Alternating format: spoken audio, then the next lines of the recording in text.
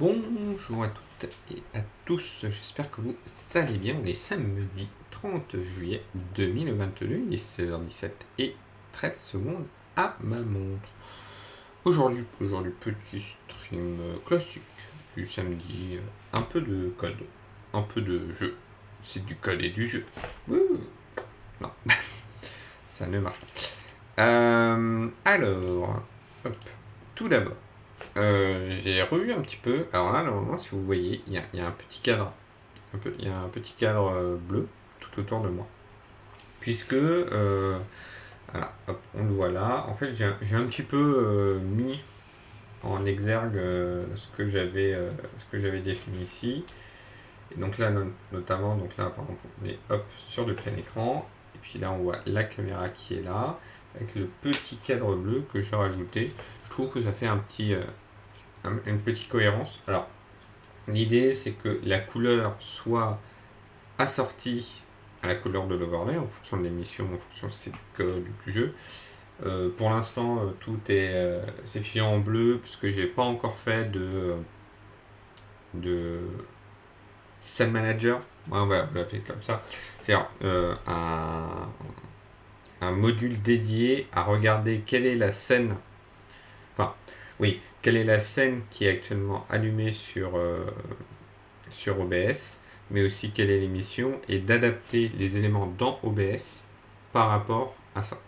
Pourquoi? Parce que en fait le cadre bleu que vous voyez autour de la caméra, c'est en fait un élément fixe dans OBS. C'est pareil en fait comme les transitions c'est toujours du bleu pour l'instant, parce que pareil il manque cet élément là. Donc ce que j'ai fait aussi, hop, est-ce que tu peux me donner une main? Non, là, pardon, hop, voilà. Ce que j'ai fait aussi, c'est que j'ai revu un petit peu, voilà, donc ces scènes-là, donc la scène de discussion, hop, qui est là, c'est celle-là. Ouh. Voilà, pareil, hein, donc en fait j'ai recadré la caméra, et en fait là, si vous voyez bien ici, il y a un trou. Il y a un trou parce que c'est prévu pour le chat. Et alors le chat, donc la dernière fois on a fait une première version du chat, on arrivait à récupérer les informations. Ce que j'ai juste fait, c'est que j'ai repris ces informations-là. Alors j'ai fait toute la partie API pour récupérer les badges et ainsi de suite. Je pourrais vous le montrer. Et si on l'affiche, tada, ça fait un rectangle noir. Voilà. Alors j'ai vraiment fait la base de la base. C'est vraiment, il n'y a pas de, il y a pas de fond, mais si par exemple, hop, j'écris ping, on voit le ping qui apparaît avec. Alors, on le voit en deux fois. On le voit deux fois parce que. Tac. Hop, il faut que je désactive l'ancien chat. Voilà, on sera mieux. Mais en plus, enfin voilà, on le voit, et puis bien cadré. Pareil, hein, sur la version fenêtrée. Hop. Alors là, on voit pas le message puisque en fait, il est derrière ma tête. Puisqu'en fait, hop, je vais revenir en mode discussion, comme ça on le verra bien. En fait, l'idée c'est que les messages, en fait, ils apparaissent depuis le bas. En fait, comme sur un vrai chat Twitch, qui remonte au fur et à mesure que voilà. Sachant que ce qu'on avait dit, donc voilà, c'est que donc ça remonte comme ça, on met un petit effet dégradé, des petits trucs sympathiques. Alors, passons à VS Codium. Et ce que j'ai fait aussi, c'est que j'ai mis en place, hop, on va terminer le vrai, et j'ai mis en place ce qu'il faut pour faire le wedge.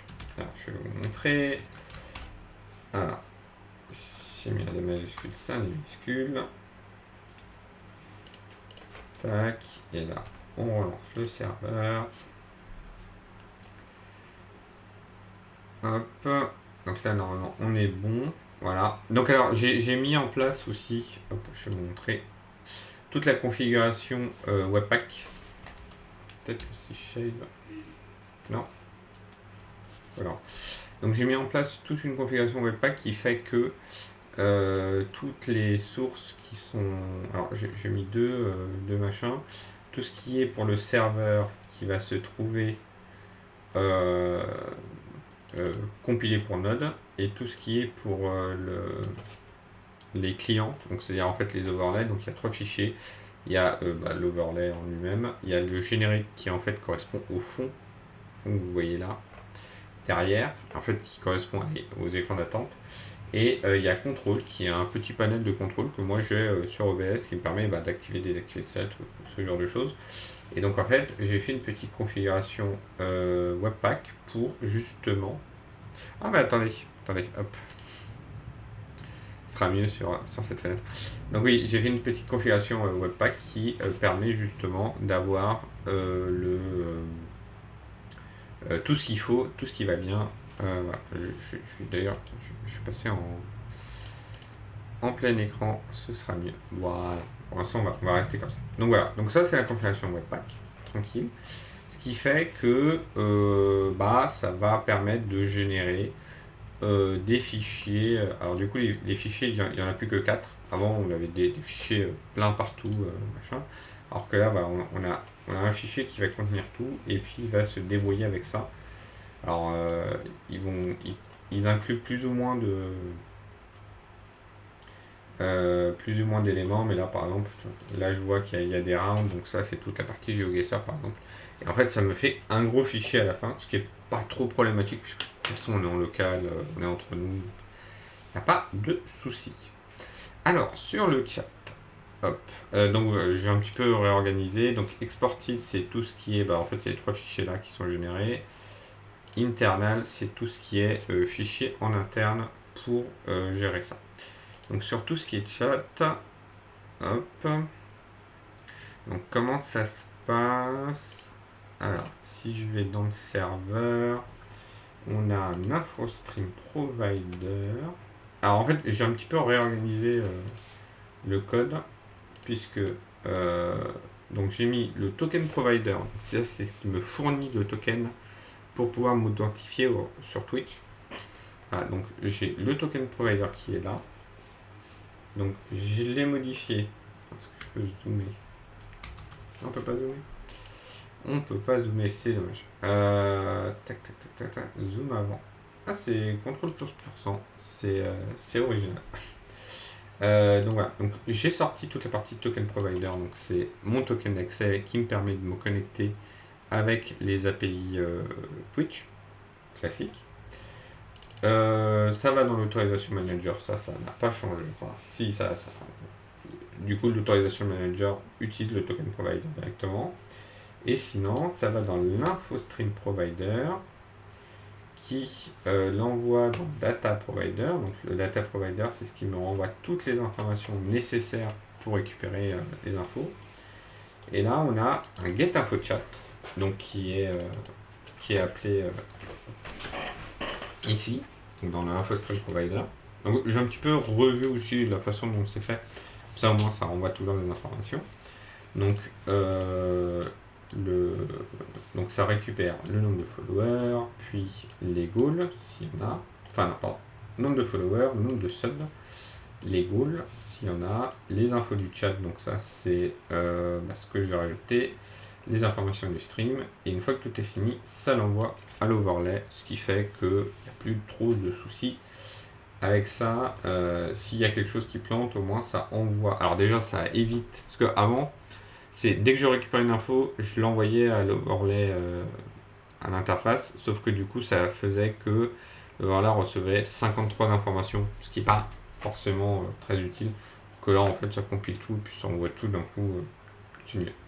Et donc on a le get info chat qui est là, qui renvoie en fait tous les paramètres qu'il y a besoin pour afficher le chat côté interface. Donc il nous faut le token qui est récupéré via le token provider. Donc le token, puisque c'est l'overlay, donc la page qui est affichée dans OBS, qui récupère les informations de connexion, et c'est lui qui fait l'aller-retour avec Twitch.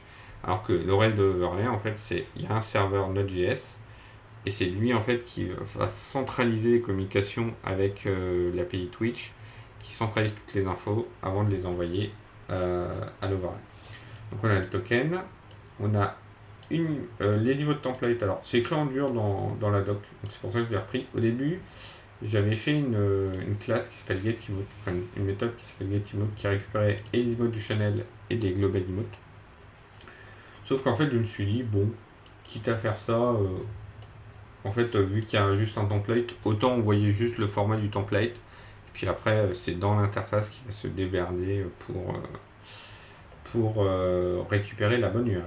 Et les badges, donc les badges qui sont les petits badges diffuseurs, modérateurs, turbo, prime, tout ça, et là qui sont récupérés via l'API. Voilà. Donc ça, on a ça. Donc du coup, ici, donc là, côté serveur, on va juste récupérer les informations. Et côté overlay, alors ça rentre ici, il est là le point d'entrée. Hop, on va faire les autres. Donc ce qu'on fait, c'est que dès qu'on reçoit les informations du chat, c'est par le chat. Alors il y a aussi une autre information de est-ce que je reçois le signal pour afficher le chat ou pas, tout simplement. Donc dès qu'on reçoit les paramètres du chat, on l'envoie donc au chat manager qui gère le chat et qui va enregistrer. Alors si on a déjà enregistré les infos ou qu'on n'a pas de div, on s'en va. Sinon, on enregistre les informations et puis après, on les affiche.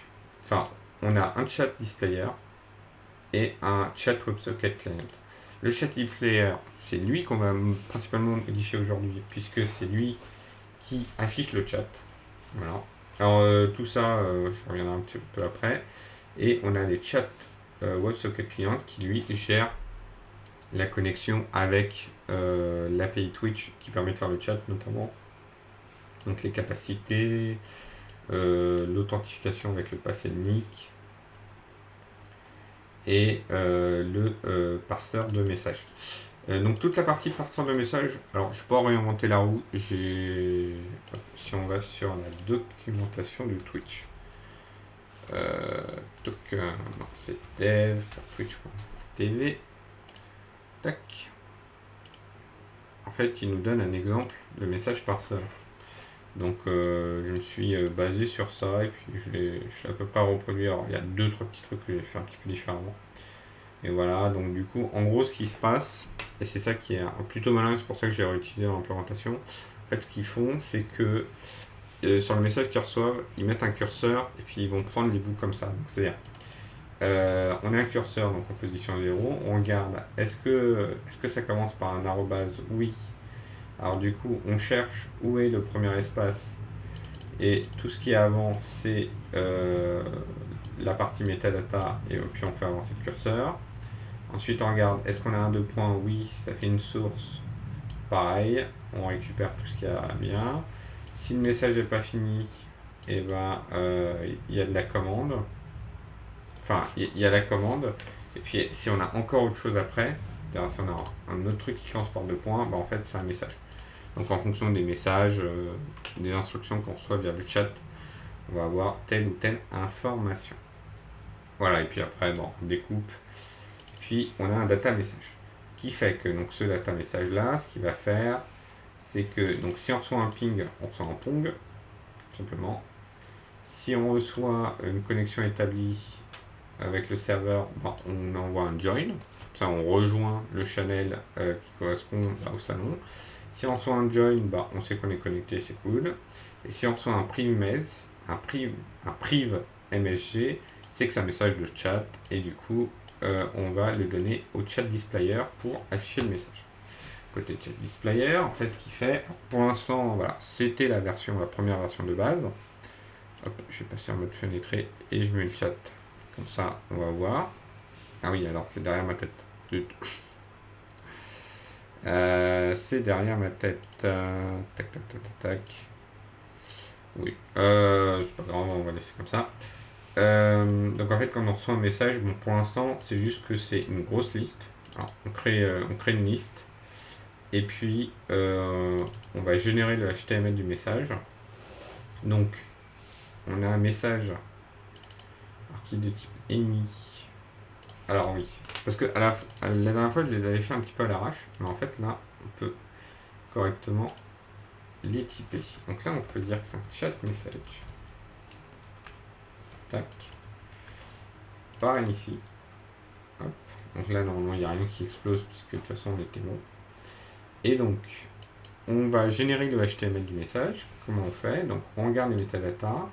Si on a un display name, bah, on affiche le nom. Alors, normalement, il est toujours censé avoir un display name. Bon, sinon, ça fait un message sans tête. Si on a une couleur, on va l'afficher. On va afficher ce nom en fonction de la couleur. Si on a des badges, on va faire get HTML badge qui va utiliser ce que nous a envoyé l'API sur quels sont les URL de tous les badges. Donc là, on va les récupérer via des IMG SRC. Et voilà. Et puis après, on parse le message en lui-même. Puisque en fait, si on a des emotes, donc si on n'a pas d'emote, on envoie directement le message, de toute façon, il n'y a rien à faire dessus. Si on a des emotes, en fait, les emotes, hop, pareil, hein, j'ai pris ça dans la doc. En fait, les emotes, on les envoie comme ça. On nous envoie emote égale. Donc le emote égale, en fait, nous, on va le récupérer via le extra info emote. On a déjà un split avant. Et on a donc 25.2.0.1216/1902.2.610. Alors, qu'est-ce que ça veut dire tous ces nombres, tout ce code secret?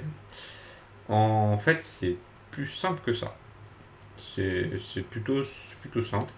En vrai, ça, c'est l'ID de l'emote. 2 points, la position de l'emote, donc le premier caractère et le dernier caractère, puisqu'en fait, quand vous tapez une emote, en fait, l'information qui est envoyée dans le chat, c'est le code de l'emote, tout simplement. Et du coup, si l'emote apparaît plusieurs fois, bah, on a là, donc là, premier caractère, dernier caractère, séparé par un tiret, et s'il y en a plusieurs, en l'occurrence, il y a des virgules. Et pareil, donc ça, première ID, deuxième ID, etc., etc. Donc moi, ce que je fais, hop, donc je pars de là, je vais d'abord parser une première fois ce qui va me permettre d'avoir les positions des emotes. Donc je vais avoir un objet qui... qu'est-ce que je fais? Oui, voilà, non, c'est là, hop. Voilà, donc je vais parser d'abord une première fois, donc en séparant par rapport au slash, pour séparer par l'emote, puis par rapport aux 2 points, pour séparer l'ID de l'emote et les positions, puis par rapport aux virgules, pour avoir toutes les positions. Et donc en fait, là, je ressors un tableau d'objets qui va contenir l'ID de l'emote et les positions start and end. Donc c'est juste en fait reprendre le string de base qu'on m'a envoyé et tout simplement le découper pour avoir une version en objet JavaScript, tout simplement. Et une fois que j'ai ça, je vais refaire tac ici. Donc là, j'ai get emote position per emote, c'est ce que j'ai. Et en fait, une fois que j'ai ça, je vais inverser le tableau, c'est-à-dire que je vais déjà, donc là ça me fait un tableau d'objets et dans chaque objet j'ai un tableau. Je vais le mettre à une dimension et je vais inverser les choses. Enfin non, je vais le mettre à une dimension, ce qui fait que je vais avoir un tableau d'objets et dans ce tableau d'objets je vais avoir l'ID de l'emote, où il commence, où il finit. Comme ça, si une emote apparaît 20 fois, j'ai 20 éléments dans mon tableau. Pourquoi? Donc du coup, j'ai quelque chose qui est là. Tac, donc j'ai un get emote position, et puis après, alors, j'ai oublié un truc, parce qu'en fait, ça, il faut sort. Et en fait, on va le trier, et ça c'est très important. Hop. Alors, pour trier, on va avoir emote A et emote B. Et donc, pourquoi c'est très important de le trier? Puisqu'en fait, nous, on veut que ce soit trié par start position. Parce que du coup, nous, on va parser notre message. Et du coup, on va commencer depuis le début du message et avancer comme ça. Donc du coup, on a besoin que ces positions soient triées. Donc comment on fait ça? On fait if emote a.start. Alors, je sais jamais. La fonction sort, elle est là. Voilà. Alors, ça doit retourner une negative value donc un nombre négatif, si le premier argument est avant le second argument. Donc si A est avant B, alors je retourne une valeur négative. Okay. Donc si A est après B, on retourne une valeur positive. Et sinon, on retourne 0. Hop, voilà. Ça, on trie. Tac. Et puis comme ça, on a bien les trucs dans les positions. Et donc du coup, ce qu'on fait, c'est que on va parser le message. Donc le message, il est là, qu'on a récupéré. Et puis, on parcourt les emotes. Et puis, et ben, en gros, ce qu'on fait, c'est que à la première emote, déjà on prend, donc on a un curseur qui commence sur 0, ça fonctionne à peu près de la même façon qu'avant. Alors qu'on a un curseur qui commence à 0, on va, pour la première emote qu'on voit, on va prendre déjà tout ce qu'il y avait avant, donc entre l'ancienne position du curseur et le début de l'emote, ça on prend, puis on le fout dans le message directement. Puis on rajoute l'emote et on avance le curseur. Et à la prochaine, au prochain emote, pareil, on prend ce qui est à l'inverse, on rajoute l'emote et ainsi de suite. Et à la fin, bien sûr, on n'oublie pas la fin du message, il y a des trucs après. Et donc le getHTML emote, ce qu'il va juste faire, c'est prendre l'emote template et remplacer donc l'id avec l'id de l'emote, le format donc default. Alors je crois qu'il y a default static animate. Donc les emotes donc, ont toutes une version statique. Si elles sont animées, elles ont à la fois une version statique et une version animée. Et le default permet d'avoir la version animée si elle existe. Sinon, dans tous les cas, on aura la version statique. Voilà. Le thème mode, est-ce que c'est plutôt en dark ou plutôt en light? Alors j'ai pas vu trop de différence, mais bon là comme mon chat là on le voit, il sera sur fond sombre, j'ai mis en dark. Et la scale, c'est l'échelle de l'emote puisqu'on a en 3 positions. Voilà. Et donc tout ça, ça nous fait du chat. Ça nous fait un chat display. Donc ce qu'on va faire déjà, c'est que plutôt que de faire une liste, on va faire un div. Alors, hop, ça va être un div element. Et hop, donc la checkbox, elle sera en div. Alors, l'emote info, là, je peux l'enlever puisque en fait, c'était lié avec ce que je faisais avant, c'est-à-dire de récupérer via l'API Twitch. Et là, on n'a pas besoin. Donc, ce qu'on va faire, c'est que on va faire ça. Donc, on ajoute. Et en fait, on va même faire mieux que ça. Tac. Ah, je vais juste garder le terminal. Comme ça, je l'ai. Là, je vais faire get checkbox. Tac.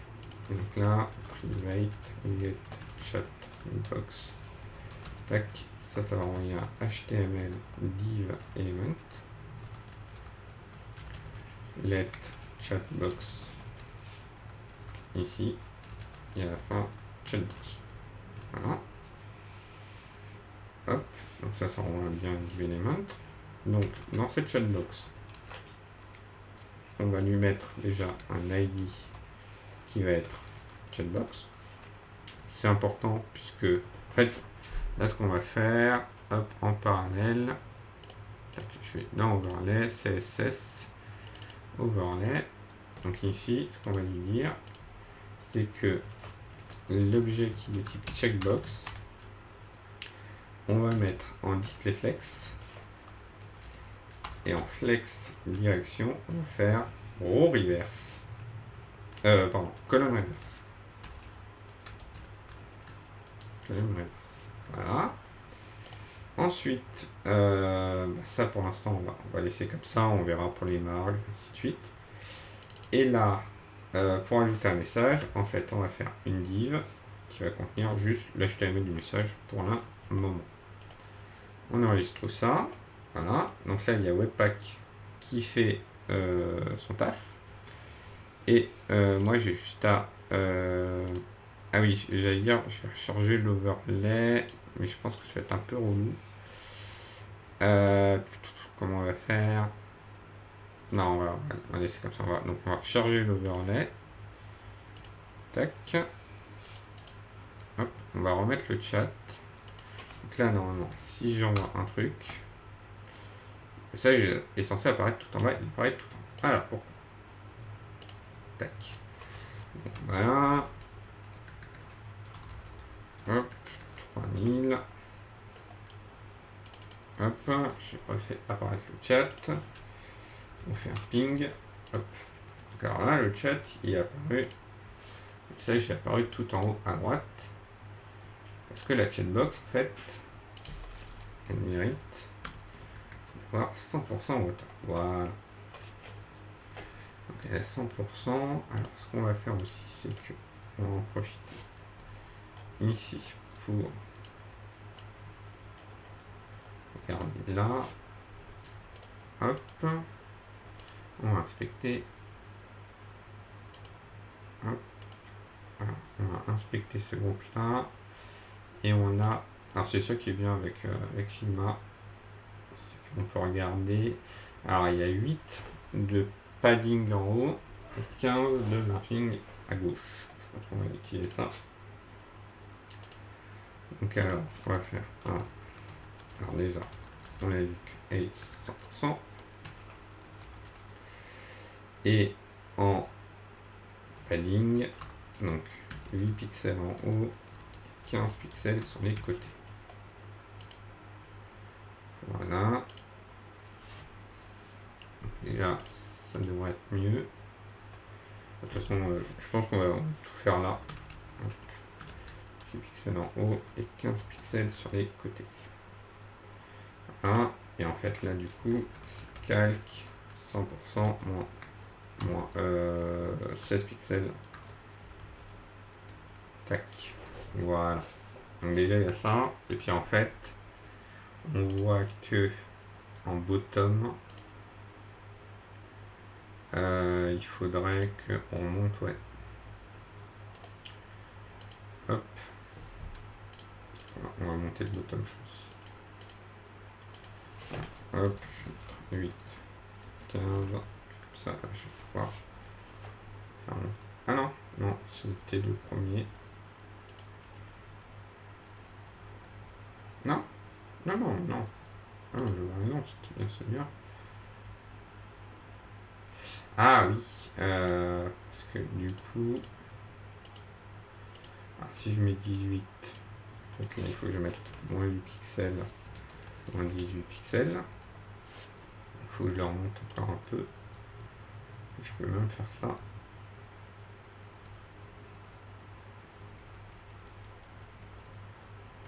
Ouais, en fait, ce que je vais faire, c'est ça carrément.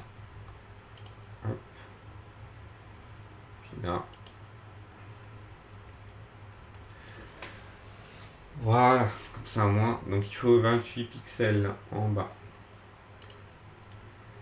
Donc hop, 28 pixels, 15 pixels. Et là, calque, moins 8 pixels, moins 28 pixels. Voilà. Donc là déjà on a un premier chat. Si j'envoie un deuxième message, on va se dire que les divs qui sont là, hop, donc on va faire chatbox div, bah non je vais mettre, là normalement on peut faire gap, gap peut-être, non gap directement, on va mettre quoi, un même, ouais trop,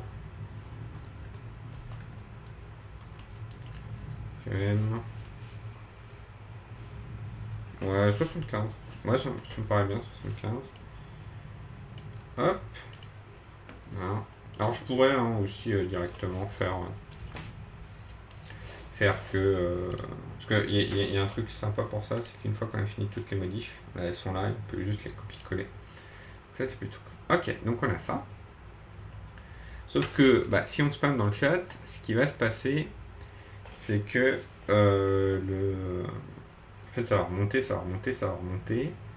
Donc ça va disparaître, mais les divs en fait vont s'accumuler.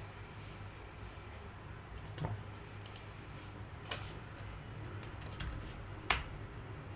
Ah oui. Alors, oui, effectivement, il est en reverse. Il est en reverse. Donc en fait, il faut toujours que je l'installe en premier, ce qui est logique. Ce qui est logique. Donc en fait, là, je fais append child. Mais du coup, ça, le append child, ça le met à la fin. Parce que là, je crois que c'est insert. Il y a append. Non, voilà. Alors, on va regarder parce que j'ai un petit doute.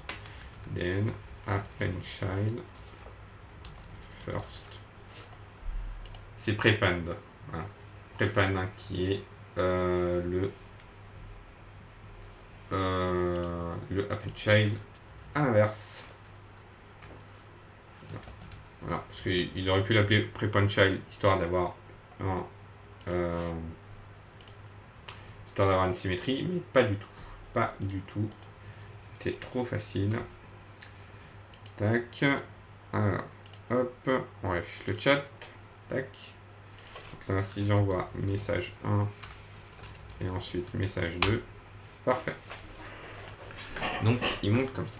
Donc ensuite, ce qu'on va faire, c'est qu'on va rajouter les petites olives.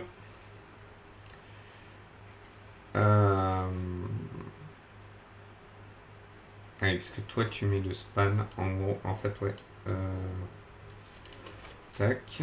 Donc ici, on va mettre message. Hop. Le span, il va toujours être ajouté. Tac. Message plus égal. Hop, là. Le span fermant, bah, du coup, il s'ajoute là. Puis là, on va lui dire classe. Ça va être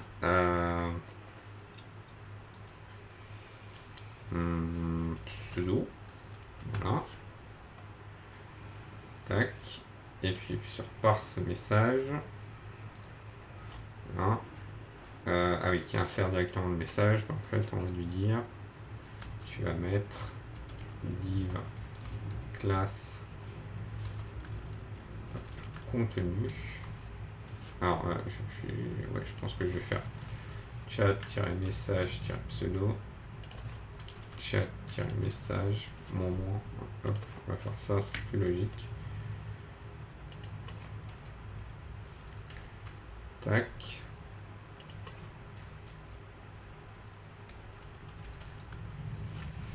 Voilà.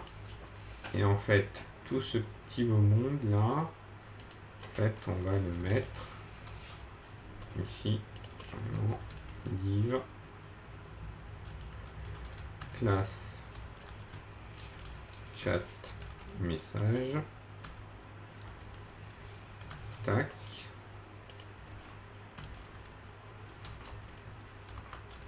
Div. Tac. Voilà. Puis là, normalement, hop, si on refait le même essai, message 1, message 2, hop. Ah, pas beaucoup de différence, sauf que maintenant, tout ce petit monde là, il a... Hop, ah oui, ça c'est le message 1, ça c'est le message 2. Ah, et en fait, tout ce petit monde, il est affiché dans cet ordre-là. Ensuite, ce qu'on va faire, c'est que ici, là on prépone, en fait on va vérifier if checkbox, sachant que oui, alors déjà la checkbox, on va mettre overflow hidden, hein, parce que aujourd'hui, si je mets ceci est un message très long, alors pas assez, ceci est un message encore plus très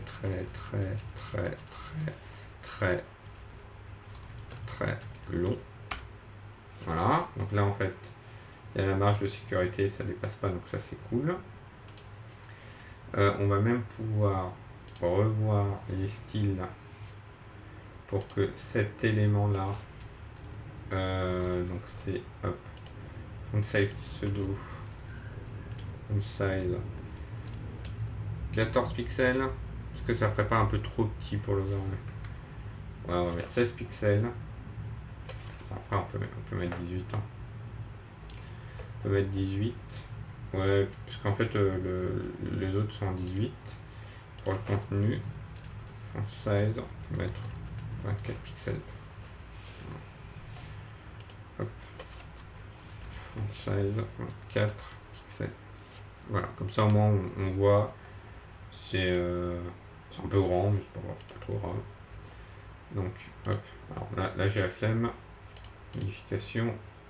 On va copier la règle. Tac. Ah oui, non, parce que j'ai pas. Hop. Tac.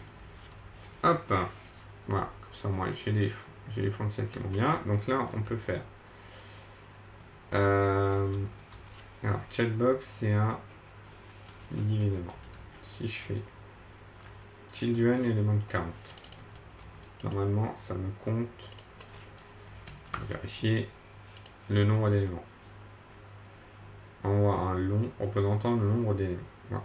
Donc on va dire si le nombre d'éléments est supérieur à 40, voilà, ça me semble bien. On va faire this.checkbox remove child. Alors si je fais un remove, non, alors le remove il supprime tout. Le child, je peux pas, non ouais, non, je peux pas faire un shift. Donc remove child with.childbox.get non .children child notes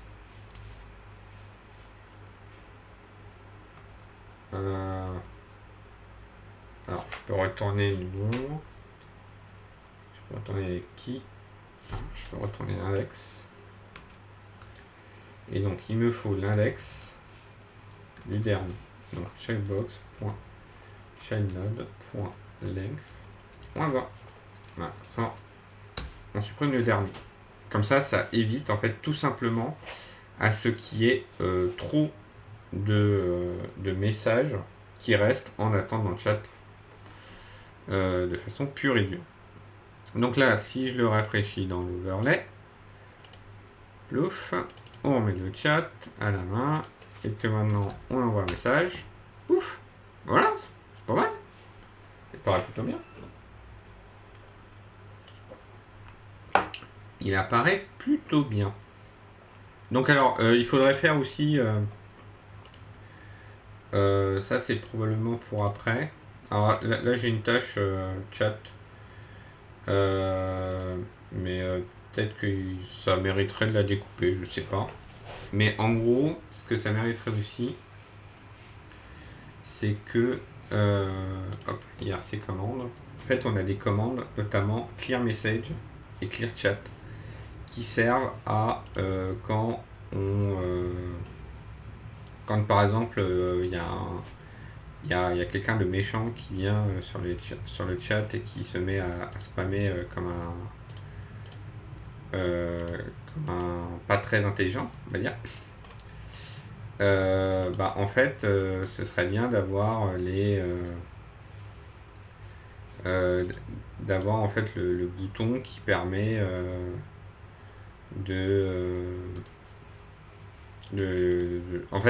pardon. C'est en fait donc quand un modérateur ou moi on appuie sur le bouton qui va supprimer un message.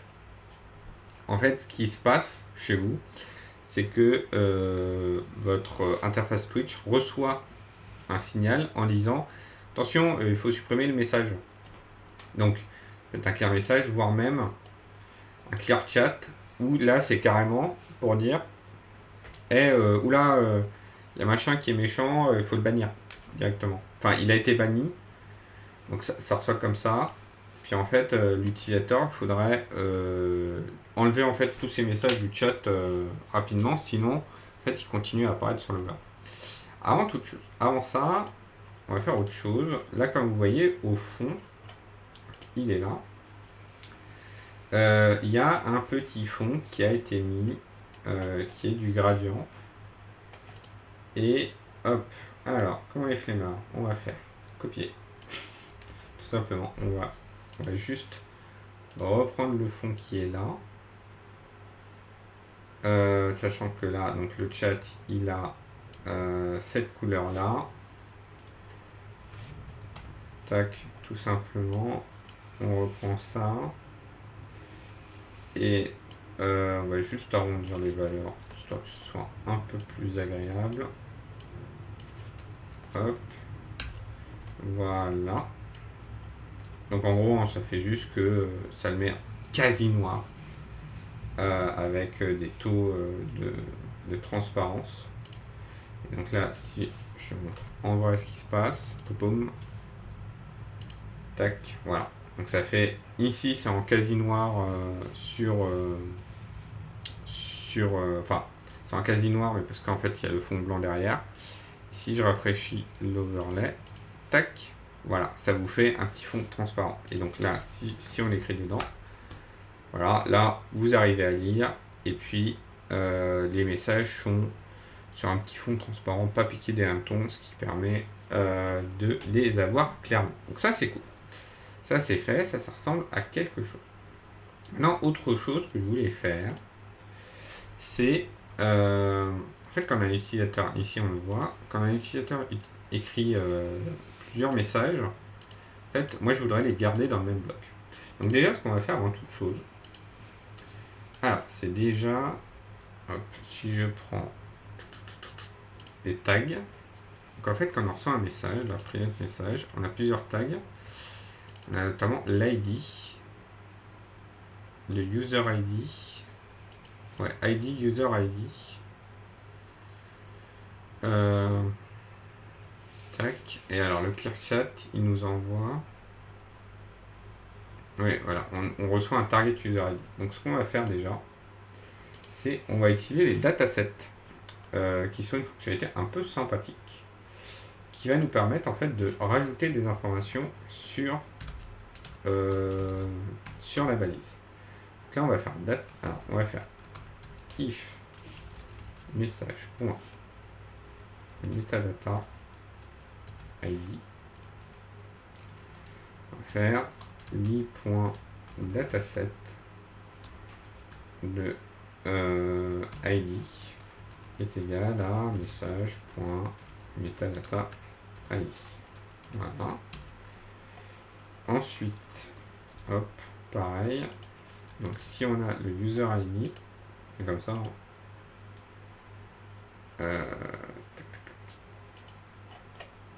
je ne veux pas me tromper, c'est pour ça que je préfère vérifier. Voilà, le user ID. Et ben on va stocker le user ID. Voilà. Donc ça au moins, si on a besoin de supprimer un message, au moins on a déjà l'information. Là l'idée, c'est que quand on ajoute un message, il faut qu'on vérifie si en fait le message, il faut le mettre dans un nœud ou le mettre par-dessus. Donc ce qu'on va faire déjà, c'est que, parce que là on a le chat message et le chat contenu, on va le séparer en deux. Donc ce qu'on va faire, c'est qu'on va faire ici, hop, alors, extraire le runner fonction, extraire la méthode, et là on va l'appeler get html message pseudo. Voilà, donc il prend le, alors, hop, voilà, c'est le message et le extra info. Donc, oui, bah, ça c'est du.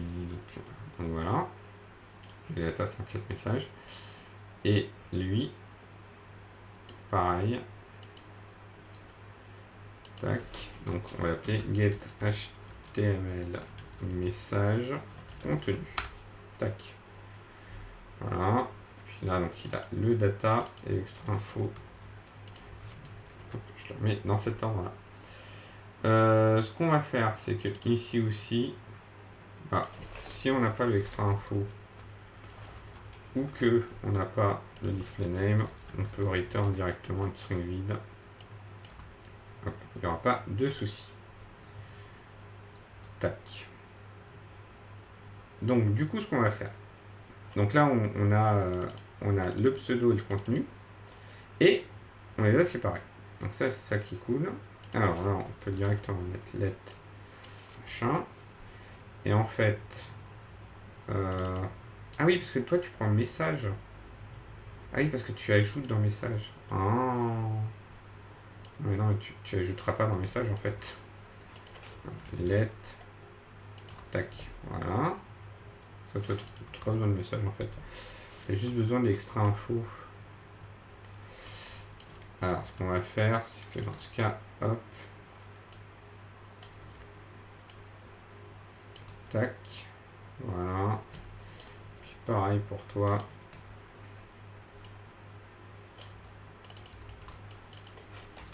Tac. Comme ça, vous prenez tous un data en entrée. Ce sera mieux. Voilà, comme ça. Donc, il y a le pseudo, il y a le contenu. Et là, on met dans le chat message. Sauf qu'en fait, ici... ah oui, parce que là, je le mets dans le lit. Ah oui, non, je le mets au-dessus. Je le mets au-dessus, mais en vrai, ce qu'on va faire, hop, c'est qu'on va redescendre ici. Donc l'ID, il va aller dans le contenu, parce que ce sera le contenu qui va recevoir l'ID. Donc là, c'est extra info.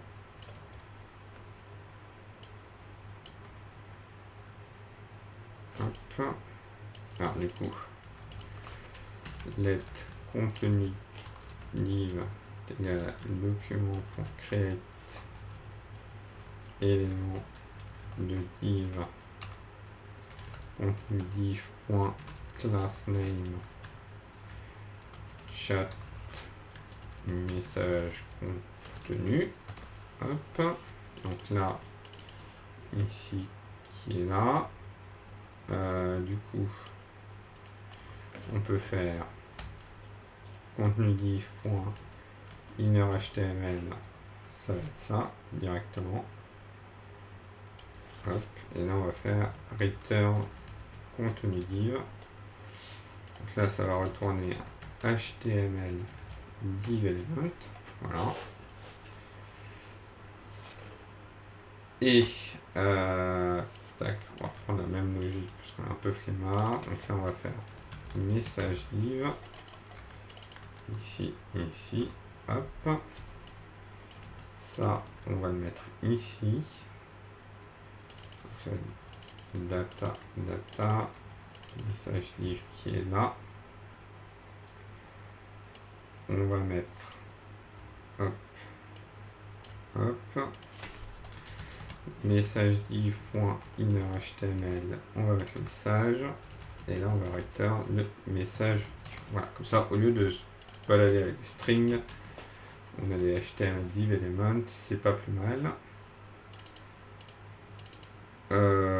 En fait, ce qu'on va faire carrément, hop, let pseudo-div égale à ça. Parce que toi, donc, on va pareil, hein, tu vas te mettre à retourner à HTML div element, on va y arriver, ou nul. Voilà. Ça, toi, si tu arrives là, tu renvoies nul.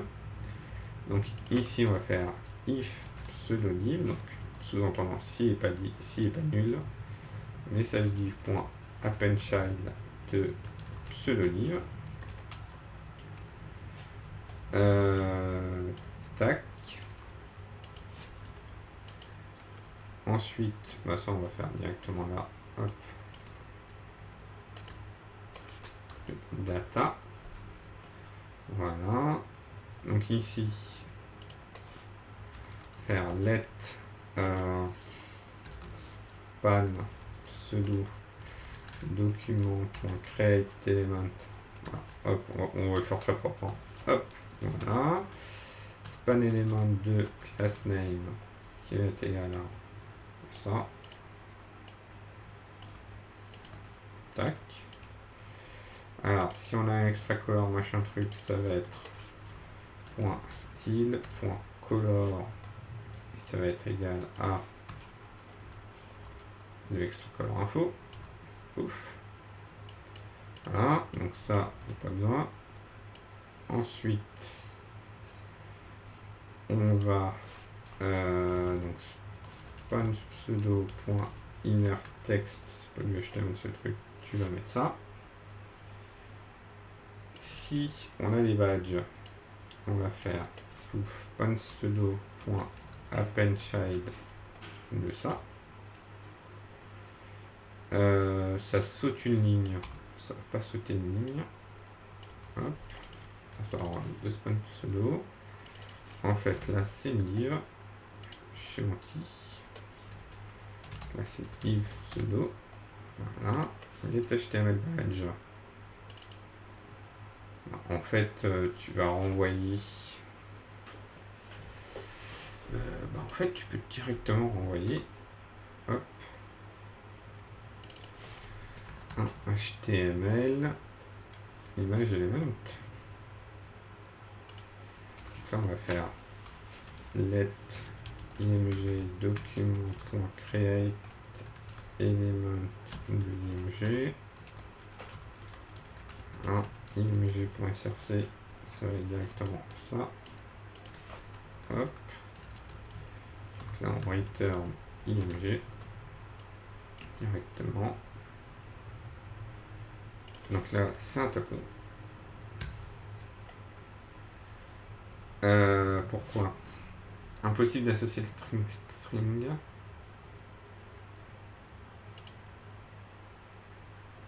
Comment ça? Alors, c'est un image element, image element, image element. Donc ça, c'est bon. Ça te retourne un string ou... Comment ça, un string ou?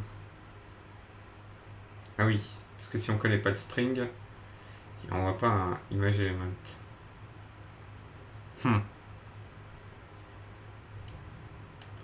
Oui, bon, alors ça va être un HTML, span element, voilà. Si, comme ça, ici, hop. Tac, let span document.create element span span.inner text. C'est ça. Et là on return span. Voilà. Puis comme ça, donc ici on a des trucs. Et là, ah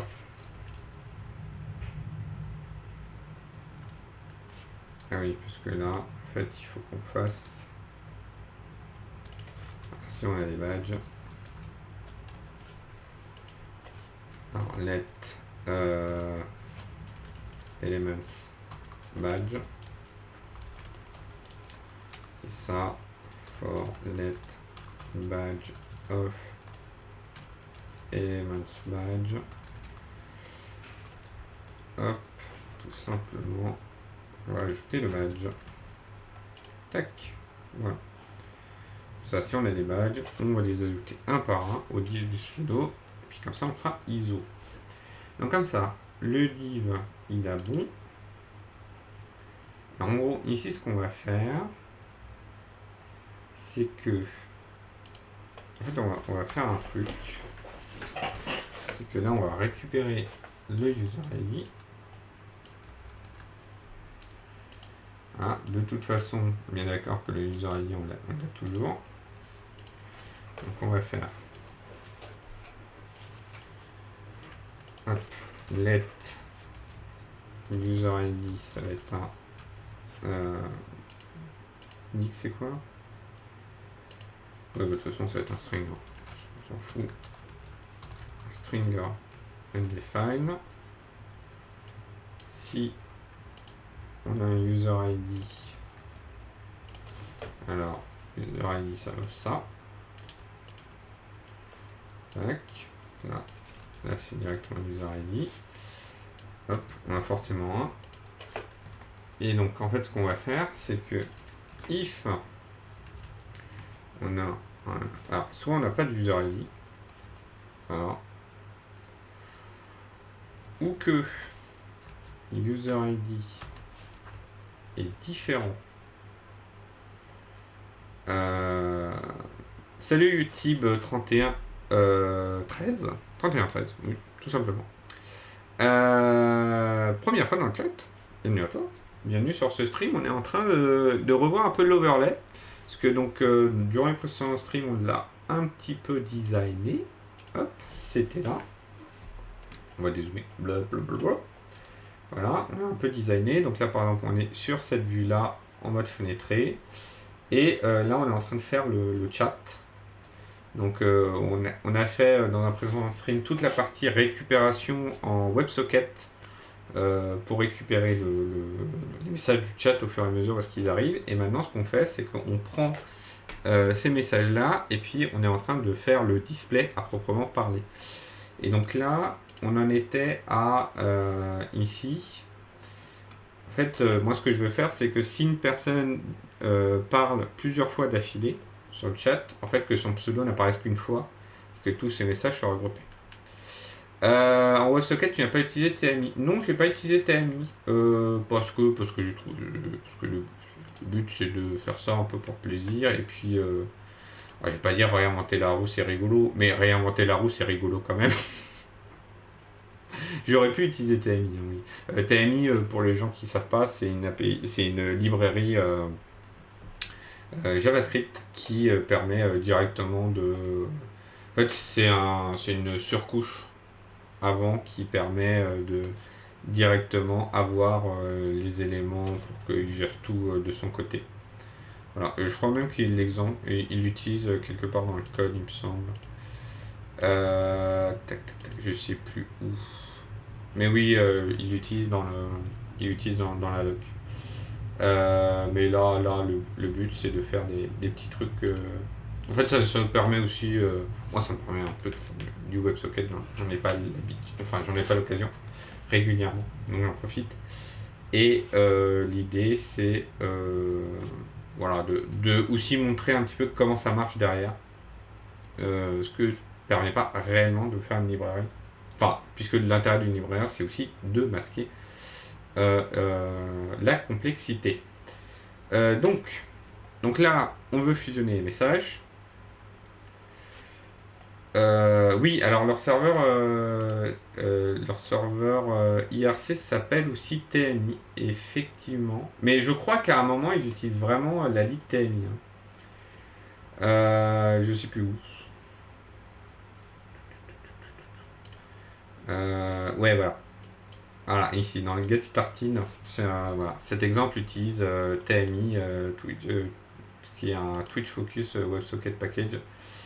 Voilà, et donc l'avantage du TMI, c'est vraiment, voilà, on fait notre client, on dit on veut rejoindre là, et puis ça gère directement. Ça gère directement tout ce qui va bien, donc voilà, il faut faire le temps. Ça va être plus être pratique. Parce que là, on fait un overlay, on fait juste que de l'affichage. Donc c'est pas tellement un problème. Oui, alors ça sort tout le typing pour toi. Oui.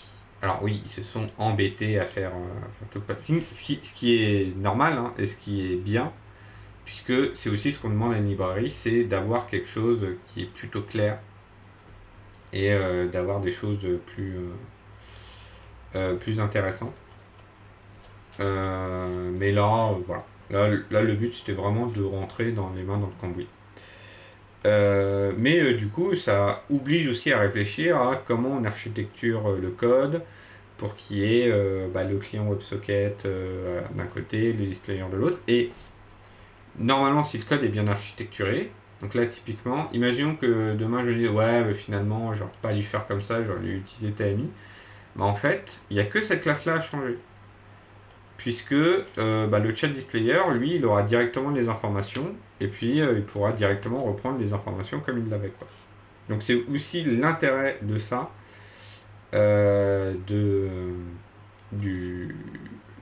d'avoir une bonne architecture. Alors moi j'essaie d'avoir une architecture solide.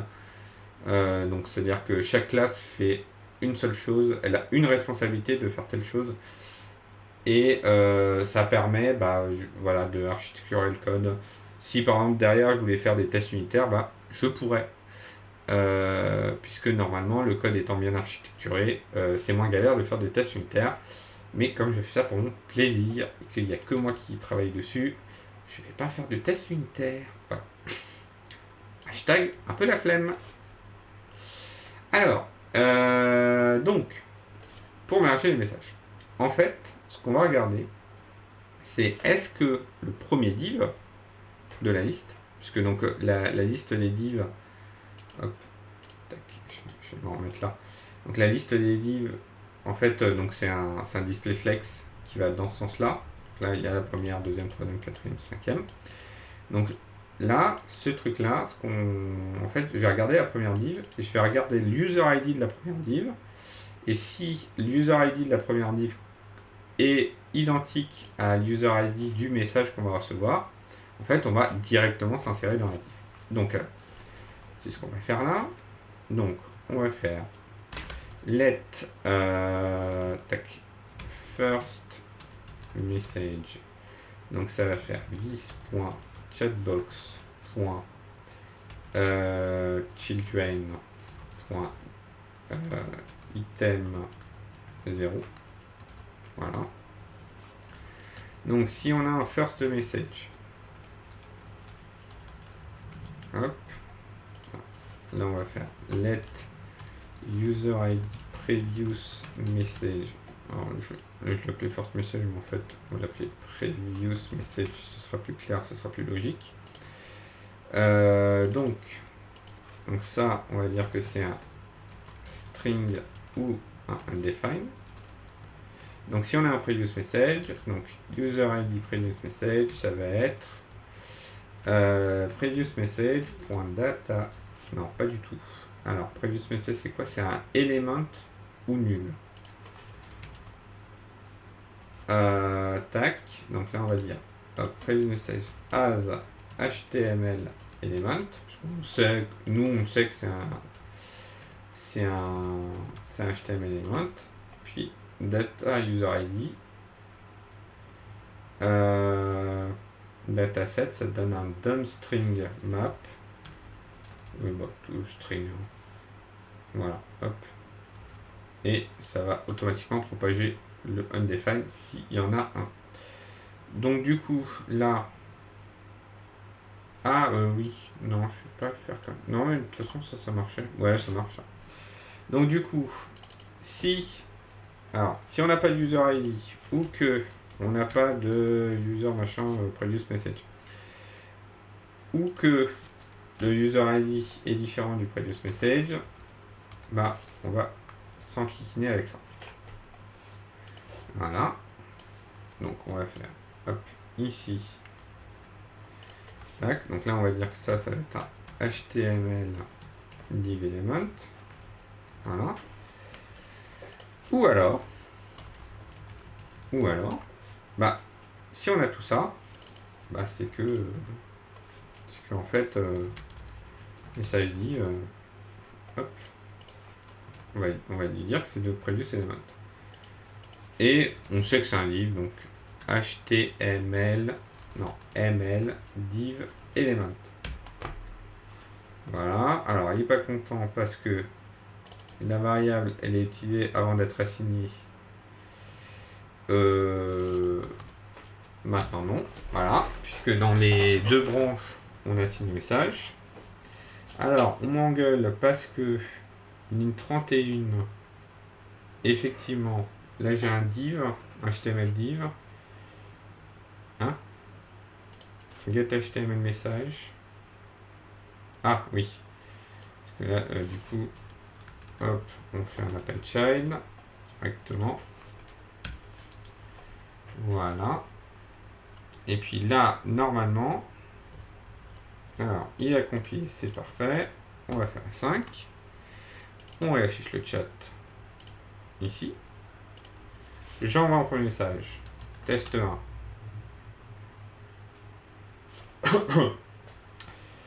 Il apparaît pas. Alors, j'ai fait un truc illégal. Ah. J'ai fait un truc illégal. Ah oui, oh, oh j'ai mal configuré. Il m'affiche pas les sources map. Oh, c'est pas grave. C'est pas grave. J'ai fait un truc illégal. Alors, c'est dans get HTML message. Ça, c'est sûr. Ah si, si. Voilà, c'est bon. Hein? C'est comme ça? Si, c'est comme ça. MDM dataset. Bah normalement c'est comme ça.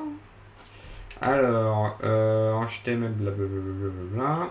Alors non, mais non, pas blablabla. Le nom de la propriété est ce même machin. Et on retire les tirets en mettant les acquisitions en majuscule afin d'obtenir un kernel case, même ça. Ok. Ah oui, peut-être parce qu'en fait j'ai pas le droit de l'appeler user ID. Mais en fait c'est user ID. User ID. Si. Et ici, bah, user ID aussi. Voilà. Donc là, on sent que typiquement, il faudrait que je mette une constante, clairement, pour avoir à l'écrire 20 fois. Bah, de toute façon, il n'y a qu'un ici, hein, on est d'accord. User-ID. Hop. Non. Non, non, non. Là c'était bien tiré. Parce que là, ça vient de, du chat.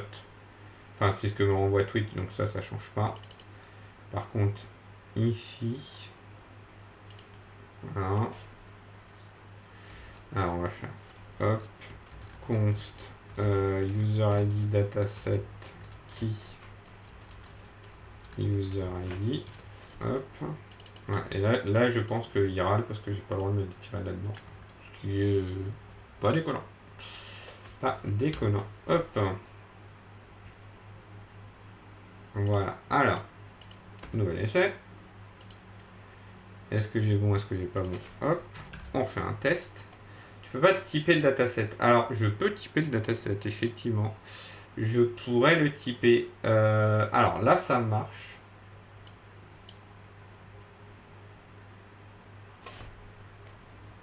Ça marche, ça marche. Alors, je pourrais typer le dataset. Alors, je crois que typer un dataset, c'est un peu. Je vais pas dire que c'est relou, mais. En fait, il faut étendre. Si je me souviens bien, il faut étendre le. Faut étendre l'interface dataset. C'est en fait un dataset, c'est un dumpstring object. Donc, je crois qu'il y a moyen de le forcer en TypeScript, mais bon, c'est pas. Ça marche comme ça, pas trop se faire chier en vrai. Pas trop se faire chier. Alors, pourquoi? Là, on était clairement dans le cas où on n'avait pas de previous message. On n'avait pas de previous message, donc il aurait dû rentrer là-dedans en fait. En vrai, il aurait dû rentrer là-dedans. Alors oui, les erreurs, c'est parce qu'il essaie de récupérer un fichier qui n'existe pas. C'est pas trop un problème. C'est un problème pour après. Parce que là, on a bien un user ID, et puis là, il a mis le contenu directement. Puis là, il l'a mis aussi dans un autre div. Moi, j'aurais bien voulu qu'il... Ah! Est-ce que j'ai pas un div en trop, en fait? Parce que là, on crée le checkbox. Ça, c'est bon. Puis quand on a un message, on crée une div pour mettre le HTML element. C'est ce HTML element là. Ah oui, lui, il recrée une div. Ah bah oui, mais non. C'est pas bon. C'est pas bon. C'est en fait... oui, c'est ça, en fait. Hop, directement. Pas trop s'embêter, en fait, dans la vie. Hop. Voilà. Puis là, si on envoie un test. Tac.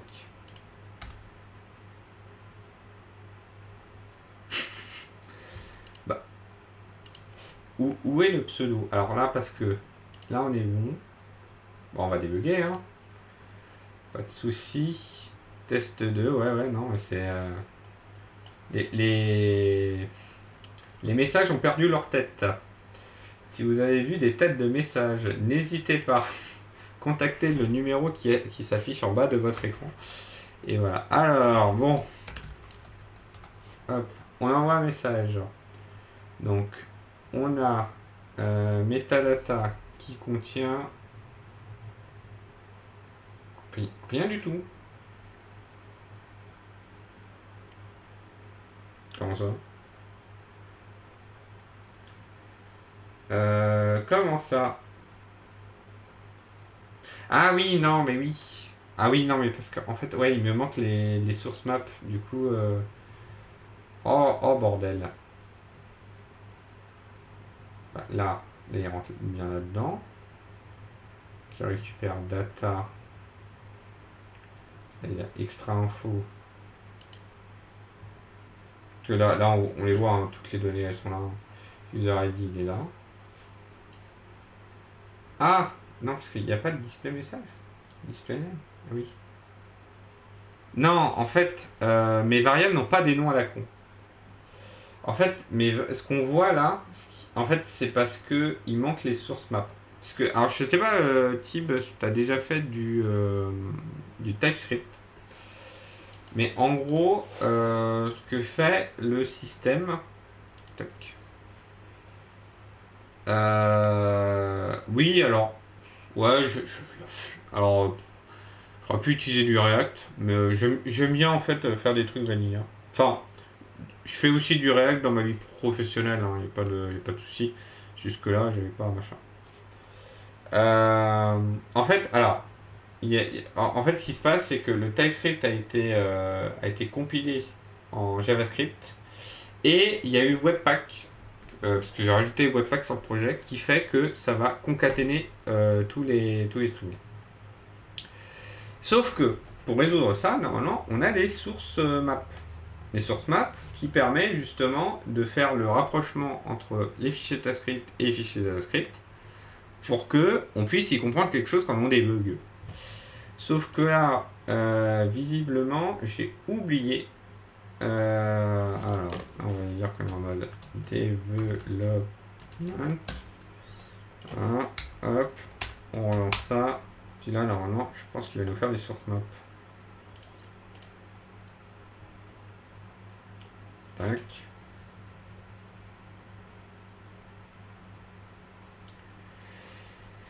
Pas du tout. Tac, tac, tac, tac, tac. Ouais. Je t'ai mis en mode développement pourtant.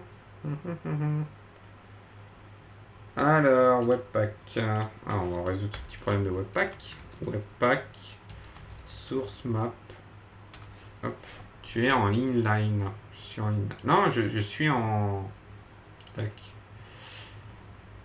En fait, voilà ce qui me sort. Ça c'est le code qui me sort. Elles sont dans ton JS les sources map. Ah Ah oui, c'est pas faux. Effectivement. Ouais, t'as raison, ouais. Il les a mis à la fin. C'est vrai, oui, j'avais l'habitude en fait qu'ils me le sortent dans un fichier séparé. Mais, machin. Donc je suis en inline. Ah oui Bah pourquoi? Ah oui, oui, non, oui, je suis en inline, donc il me le met en fond. Oui, oui, oui, oui. Alors pourquoi on évite rien? Ta ta ta ta. Ouais. Alors c'est sympa, hein, mais bon. Alors, je vais essayer de mettre un point d'arrêt. Avant tu étais en prod. Ouais, avant j'étais en prod. Attends, est-ce que j'ai bien rechargé ce fichier là? Bah en fait ouais, c'est ce que je me dis. Il doit le désactiver en mode prod. C'est quasi sûr qu'il doit le désactiver en mode prod.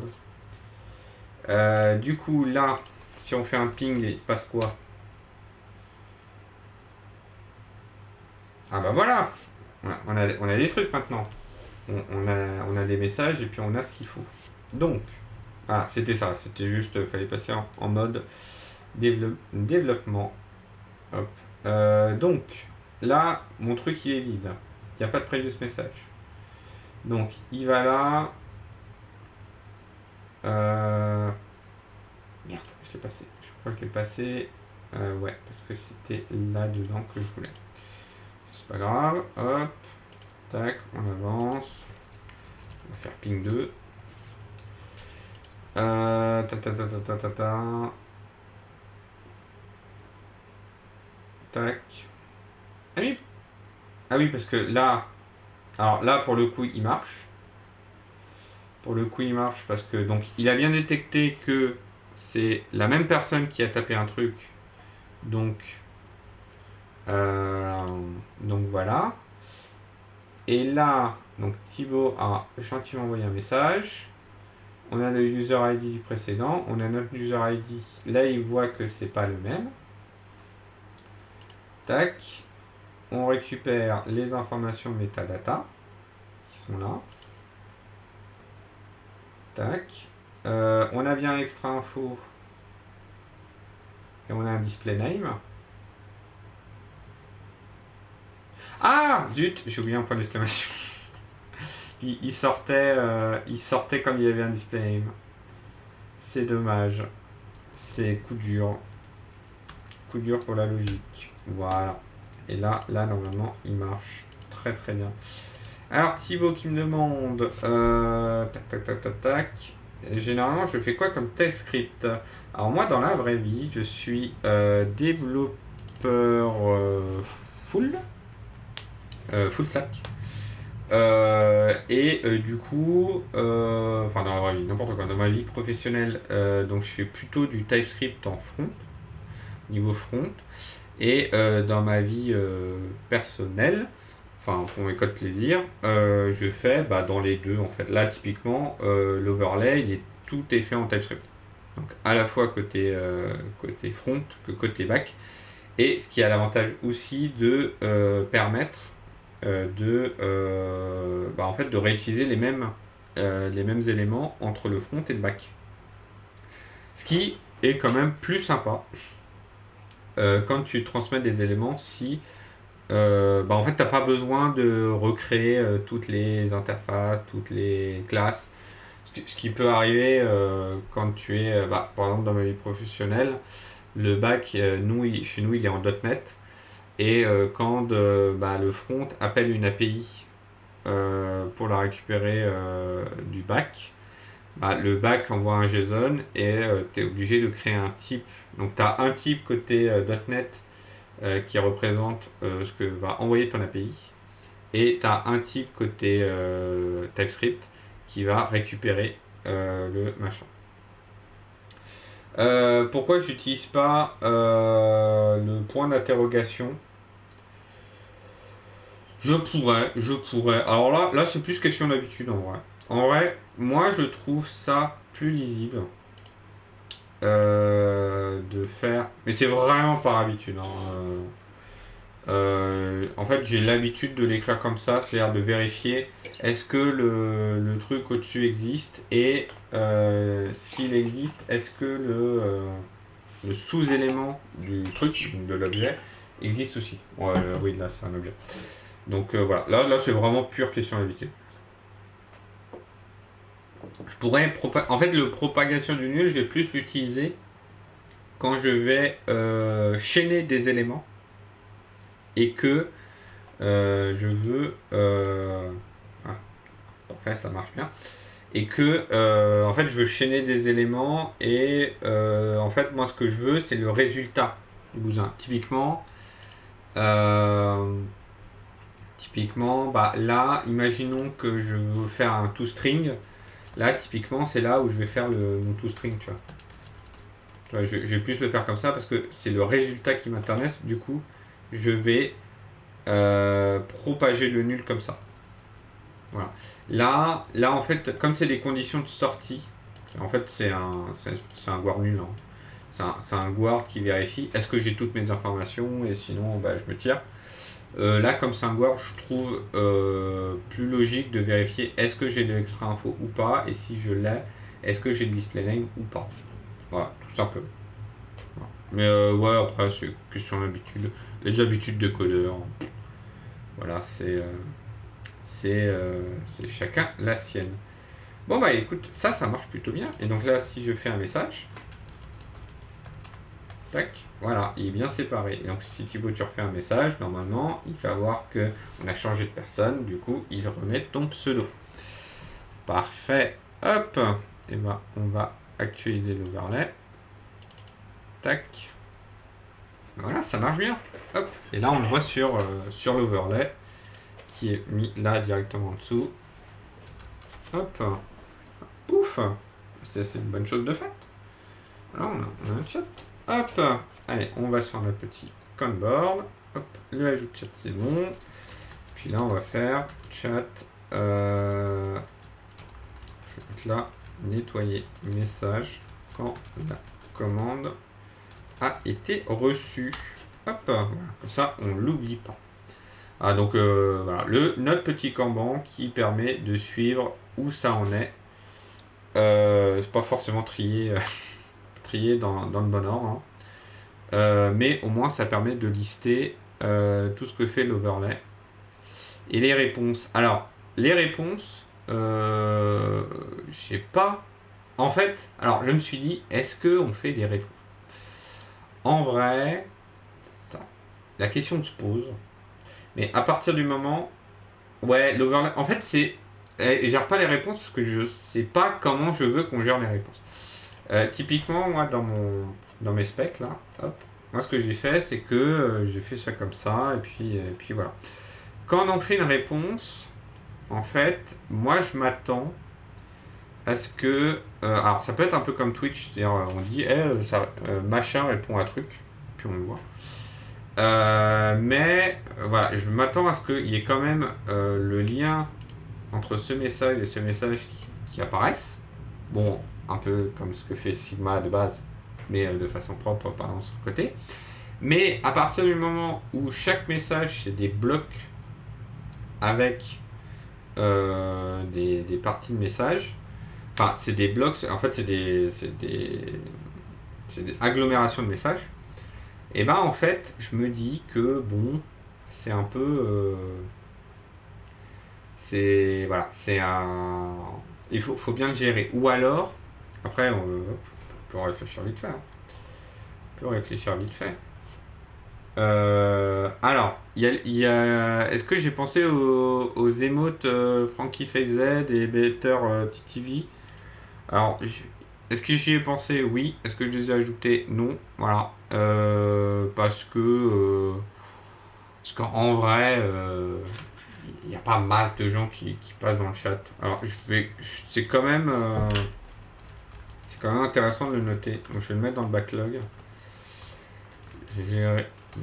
Gérer emote Franker et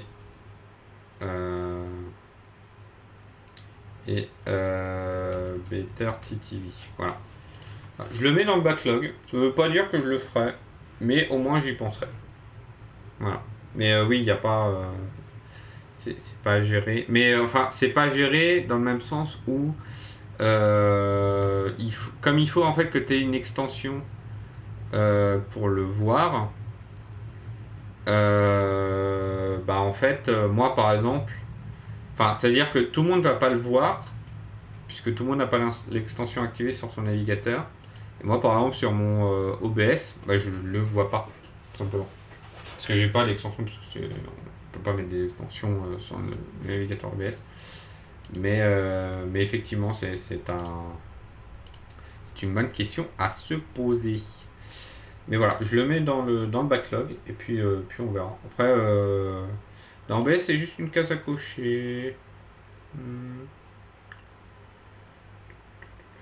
Dans OBS, c'est juste une case à cocher. Dans le doc c'est pas impossible, effectivement. Tac, tac, tac, tac, tac.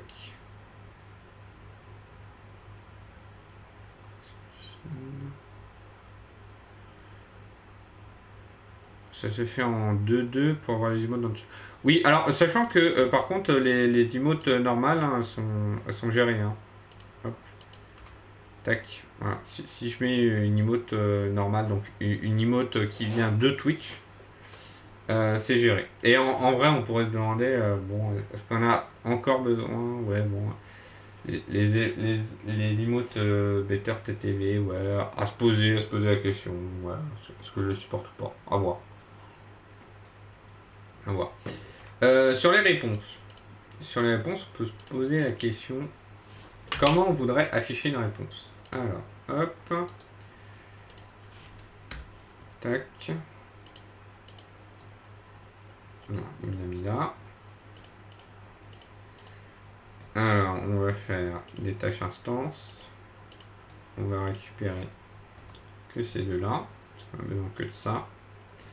Donc, imaginons que utilisateur 1, ici, réponde à message court. Alors là, naturellement, je me dirais, on va mettre en retrait ici. Peut-être moins. Mais en gros, je me dirais, par exemple, hop, quelque chose comme ça. Donc, où est-ce qu'on voit en fait le lien, peut-être en blanc. Non, non je vais changer les couleurs, monsieur. Ah, n'importe quoi. J'étais pas dans le bon avis. Tac. Bah, par exemple, un truc comme ça, ce qui fait que si... Alors en fait, après, on pourrait se dire, bah, en fait, si on... Donc ça marche que si on est au message court précédent. Enfin, si c'est le message précédent. On peut même imaginer ça, de mettre tout en retrait. Pour là, hop. Je vais dupliquer ça. Je vais le prendre. Je vais le mettre ici. Non, hop, c'est celui. Groupe 3. Et où groupe 3? Ah, il me l'a mis à l'intérieur. Ici, groupe 3. Hop. Ça on enlève. Hop. Et là, en fait, tac. Ici. Voilà. Et on peut par exemple imaginer quelque chose comme ça. Hop.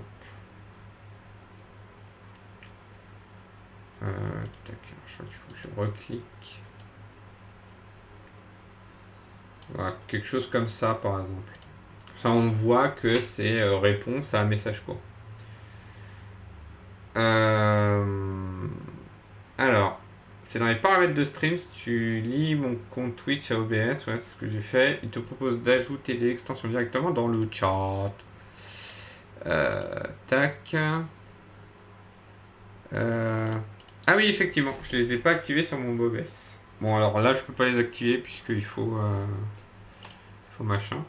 Donc ouais, par exemple, on peut imaginer un truc comme ça. Alors, voilà. Et en fait, l'idée, c'est que s'il y a... Hop. Tac. Donc en gros, c'est de considérer que si c'est une réponse... Hop. Voilà. Si c'est une réponse, bah, en fait, on affiche la réponse comme telle. Bah du coup, si on... Ah oui, alors... Bon cas d'usage. Si on répond à un message plus ancien. Donc là, ça marche si c'est deux messages d'affilée, effectivement. Imaginons que utilisateur 1, voilà, hop, on va dire utilisateur 2, hop, ici, voilà, on peut même changer sa couleur histoire de... Oui, je me suis fait chier, j'ai importé toutes les couleurs ici. Tac. Ça ne servait à rien, parfait. Voilà. Donc imaginons que cet utilisateur 2, la couleur corail, réponde à moi. En fait, on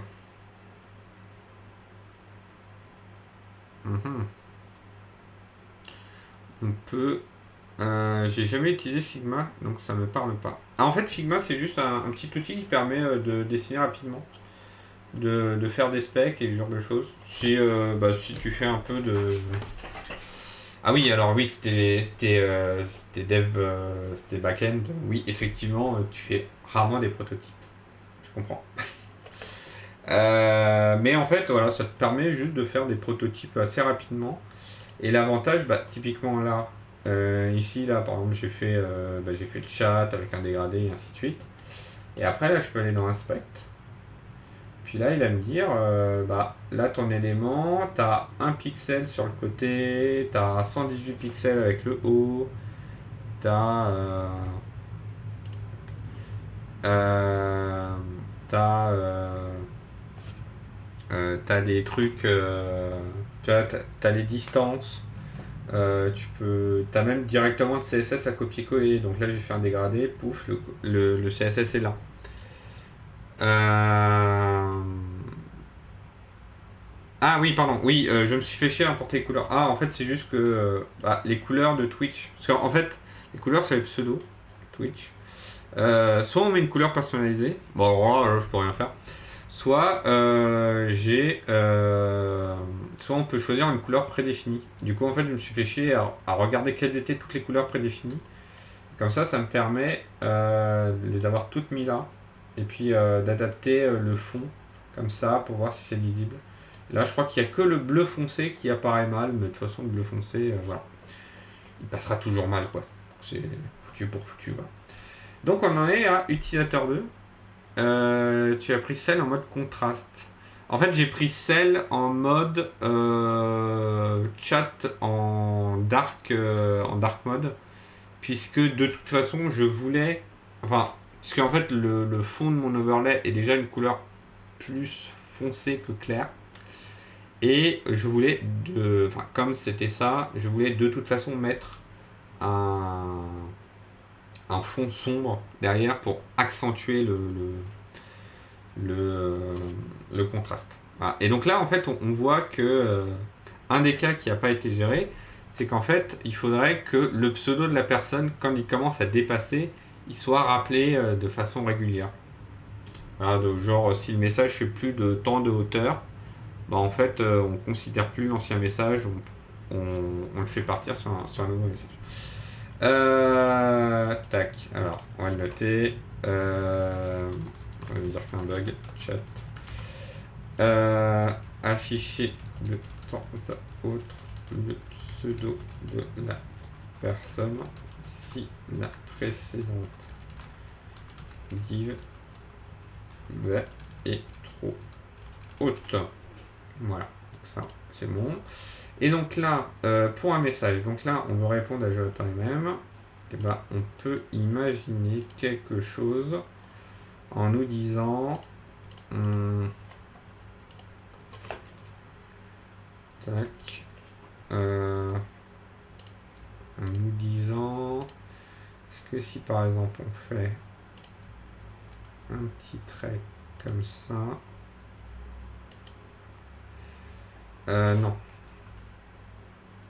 Non, je sais pas. Non, non, non, c'est pas comme ça que je dois faire. Tac. En fait, je vais reprendre le même trait qui est là-bas. Voilà. Ça, hop, on va le dupliquer. On va le mettre ici. Move.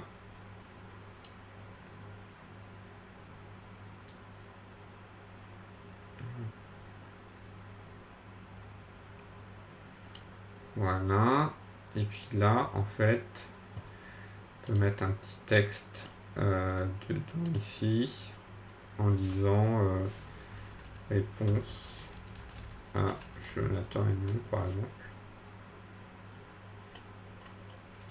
Hop. Et on peut le mettre en... Hop, je suis passé. Je peux le remettre en 14 par exemple. Voilà. Il faut tout sélectionner. Voilà, et puis on peut imaginer quelque chose comme ça par exemple. Qu'est-ce qu'on en pense? Voilà. On va le mettre dans le groupe, on va descendre un peu le groupe. On va l'aérer un peu. Par exemple, quelque chose comme ça. Voire même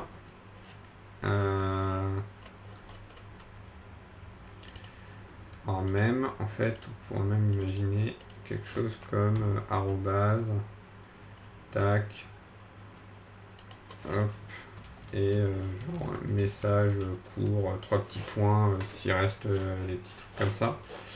Et en fait, je me dis qu'il faudrait peut-être le mettre légèrement, je dis bien légèrement, légèrement désactiver. Genre comme ça.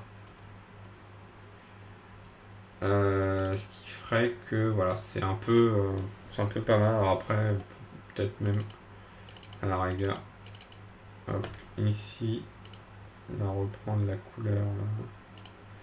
couleur bleue. Je crois qu'on va prendre aussi pour la base, il n'y a pas de question. Puis par exemple, on peut imaginer comme ça, un petit truc comme ça.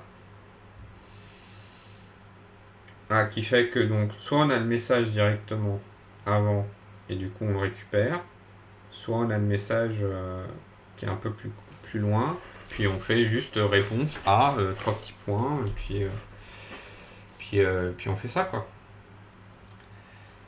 Et ouais, ça me semble pas mal. Hein. Ça me semble pas mal.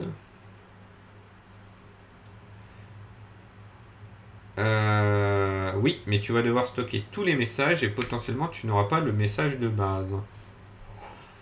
Alors oui.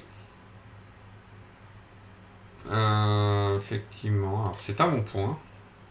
Alors après, oui, si je refresh et que quelqu'un répond avant de refresh. Oui.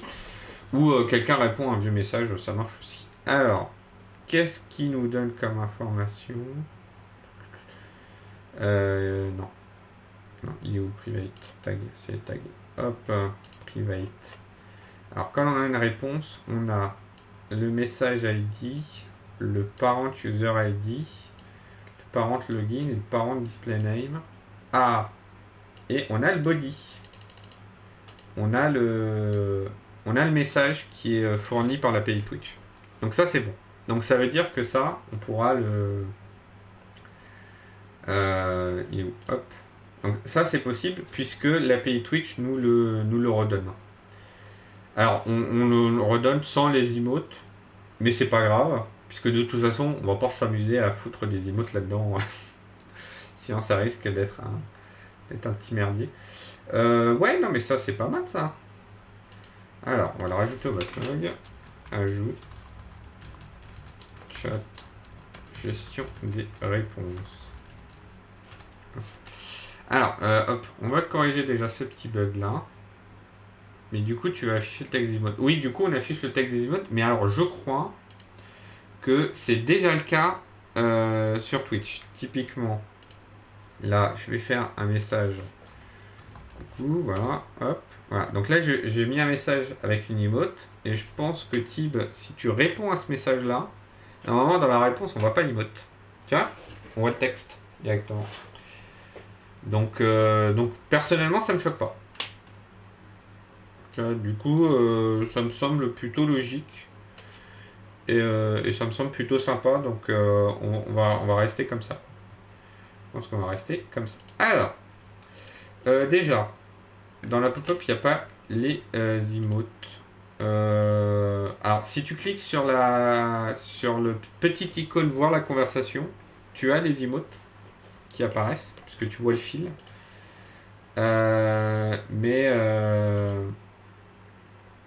Mais alors, non, je peux pas me répondre à moi-même. Après, oui, t'as une petite interface qui apparaît quand tu appuies sur auto-réponse. C'est pas. Ouais, bah c'est.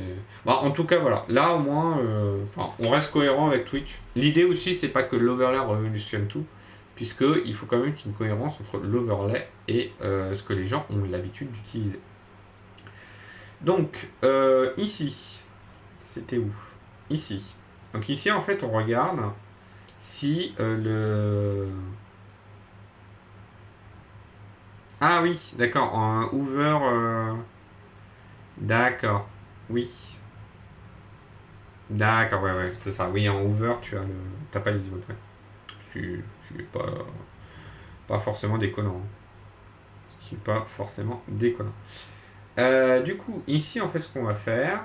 Donc là, on vérifie est-ce que c'est précédent message ou pas. Mais on va aussi vérifier donc previous message, previous message point alors previous message c'est un element hors nul. Alors ça va me faire chier. as HTML element ou nul. Voilà. Voilà, comme ça au moins il a déjà le bon type et puis on n'a pas besoin de le caster là 20 fois. Tac, voilà. Donc, tac. Alors, c'est en if. Et alors, je crois que c'est client if. Alors, on va vérifier.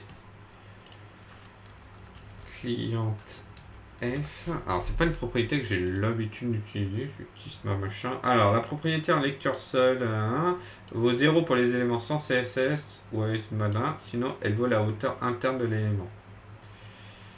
Tac, tac, tac, tac, tac.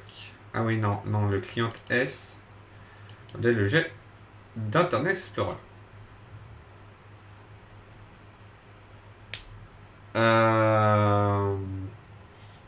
Alors, sinon perso, j'avais commencé à creuser ce truc de reply, mais dans l'autre sens, car je veux un bot qui parle, mais du coup, le bot me sert à rien. Le body me sert à rien dans ce cas, et le Timmy ne supporte pas encore. Ah ouais, ouais, mais c'est un peu. Bah, c'est l'avantage de le faire. De le faire directement à la main. Alors, 8, JavaScript. Alors, get f div. Bon, on s'en fout, hein. On fait les noms de JavaScript. Alors. Non, eux, ils utilisent client 8. Mais là, ça a l'air de laisser penser. Non, alors ça, c'est dataset. On s'en fout. Hop. Là, ça m'avait quand même laissé penser que ça vaut 0 pour les aimants sans CSS ou sans boîte de disposition en ligne. Peut-être calculer.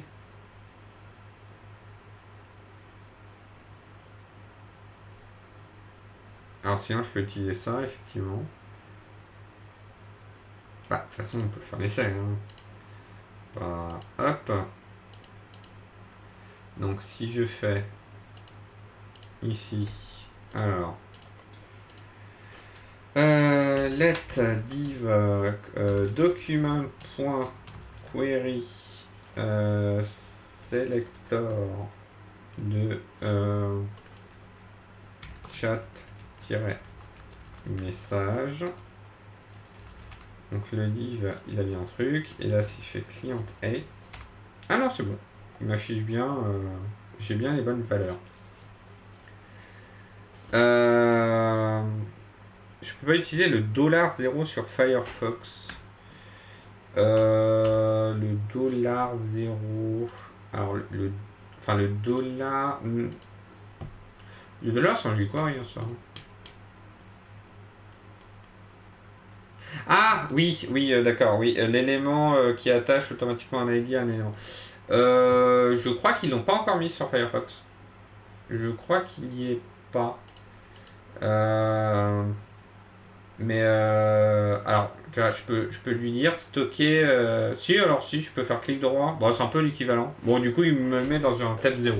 Donc, ouais, je peux. C'est vrai que j'y ai pas pensé, tout simplement. Oui, oui, mais je vois sur Chrome, Chromium, oui. C'est ça, oui, tu peux faire ça. Bah, en fait, tu peux faire pareil sur Firefox. C'est juste qu'ils ont dû l'ajouter il n'y a pas si longtemps. Et comme c'est pas quelque chose que j'utilise. Parce que je suis full stack. Après, bah, ça dépend des périodes, hein, en fonction de où on a besoin de moi. Là, par exemple, je fais pas mal de back en ce moment. Je fais moins de front, puisque la priorité est plutôt sur le back. Mais enfin, je fais du front aussi, hein. J'en fais moins. Voilà. En ce moment, j'en fais un peu moins. Du coup, voilà. Donc là, on va faire une const max 8 messages. On va dire que ça va être 400. Voilà. Et donc, si c'est au-dessus du max n message, alors, oui, ça peut valoir undefined. Bon. Ou 0. Voilà. Voilà. attends. Je crois d'ailleurs qu'on peut faire... non, le point d'exclamation, c'est pour lui dire non, mec, je suis sûr, ça, il va pas être un défaillant. Après, en vrai, normalement, il n'est pas une défaillant. C'est parce que j'utilise ça.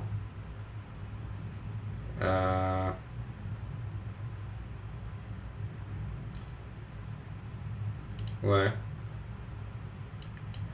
Ou alors, je peux faire, en fait, je peux faire ça, tout simplement. Hop. Previous message et previous message 48 supérieur à machin. Tac. Donc du coup, si ça dépasse une certaine hauteur, ouais, j'aime pas les full stack. Oh, il faut de tout pour faire un monde. Il faut clairement de tout pour faire un monde. Après, moi j'ai l'avantage de... je peux faire des deux. Et en vrai, j'aime bien faire des deux, donc ça me dérange pas d'être...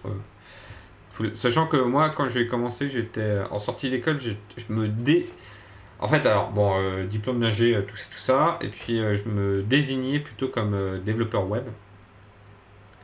Puis voilà. J'aurais mis de l'heure à côté des messages, car du coup, on voit pas trop si c'est un message ou un message de 2 lignes. Ah, c'est... En fait, si tu le vois pas, c'est qu'il n'y a pas assez d'espace entre les messages. Alors déjà, hop, on va réafficher le chat. Donc là, normalement, si on envoie trop de messages affilés, pouf, ça split au d'un moment. Donc ça, c'est cool. Tac. Donc ça, c'est bon. Et ouais, alors moi je suis pas très heureux d'attache, par contre ton point est quand même intéressant. On va quand même lui dire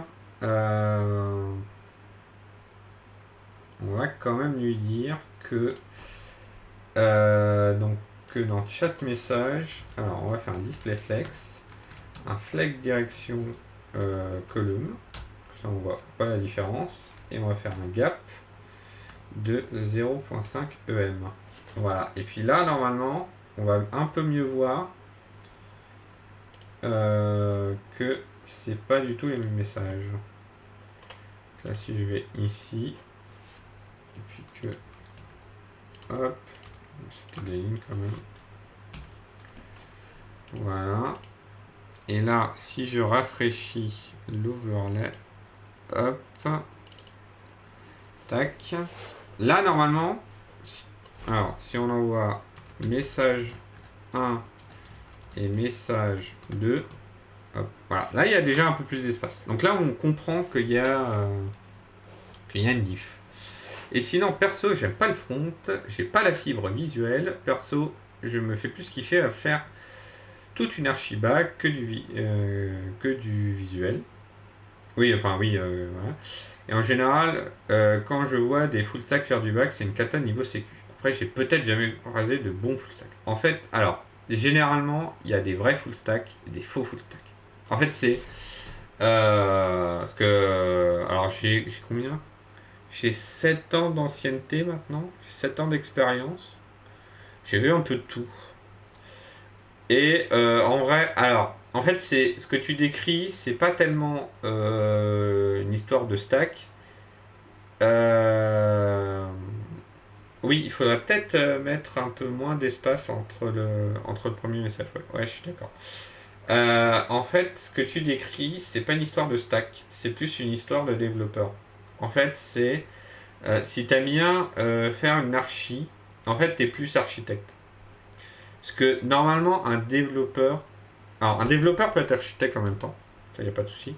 Mais normalement, t'as vraiment l'architecte d'un côté qui va concevoir l'architecture, vraiment au sens architecture du programme, et le développeur qui va implémenter cette architecture. Généralement, dans les petites boîtes ou dans les petites équipes, tu as généralement les devs qui font aussi architecte en même temps. Voilà. Moi, je suis dans une boîte un poil plus grosse et on a une petite équipe d'architectes et qui font vraiment alors, on a une équipe d'architectes qui vont concevoir l'architecture globale du système. Et moi, par exemple, dans mon équipe, je suis. Alors, ils appellent ça tech lead, mais en fait, c'est un architecte. Moi, je vais appliquer ce que me demandent les architectes au-dessus et concevoir les architectures pour ce qui concerne mes produits sur lesquels je suis. Voilà. Donc voilà. Après, que tu sois full stack, back ou front, c'est il n'y a pas vraiment de différent. En fait, c'est pas. Tu peux être un bon dev back-end et être un architecte nul. J'en ai déjà vu.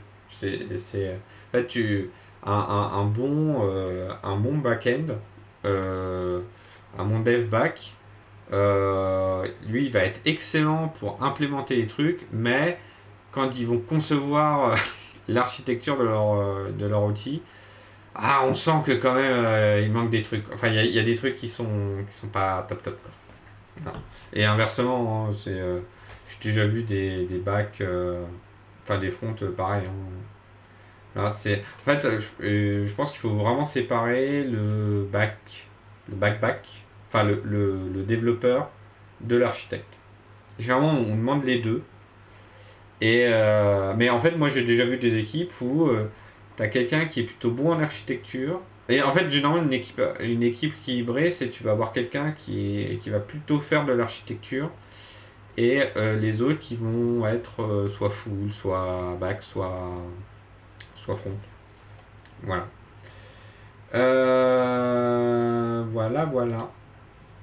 Du coup, alors, effectivement, il faudrait rapprocher machin. Alors, quand je l'ai fait en display flex et que j'ai mis un gap, tiens, j'ai jamais eu le cas, mais est-ce qu'on peut. Je vais vérifier ça.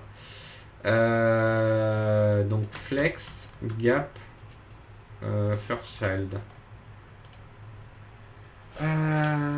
Est-ce qu'on peut. Est-ce qu'on peut gérer ces trucs-là?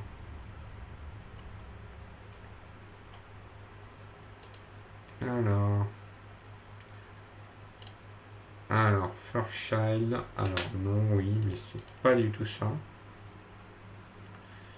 Gap between.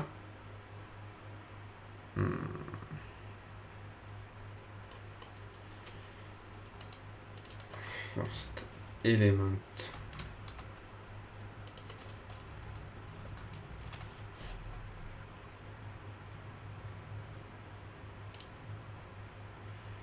Alors, space equal between element except for the first two of machin.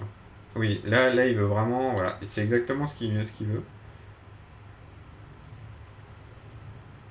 Et ah oui, parce que lui il fait un space between.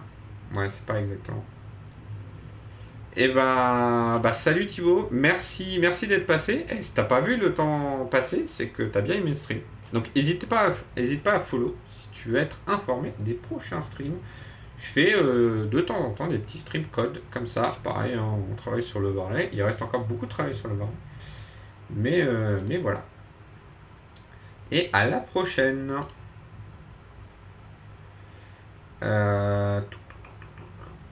Ouais, parce que là.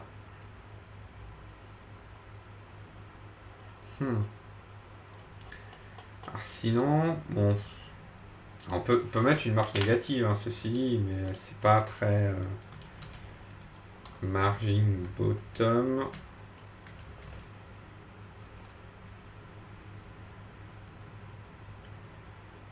Ouais, on peut faire ça, hein.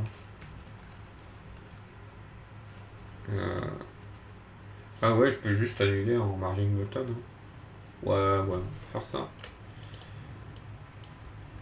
Si on peut le faire, faisons-le. Ah, c'est une devise. Elle vaut ce qu'elle vaut. Pas garantie. Hop. Tac. Bah voilà. Bon, on a quand même un truc qui est plutôt bien.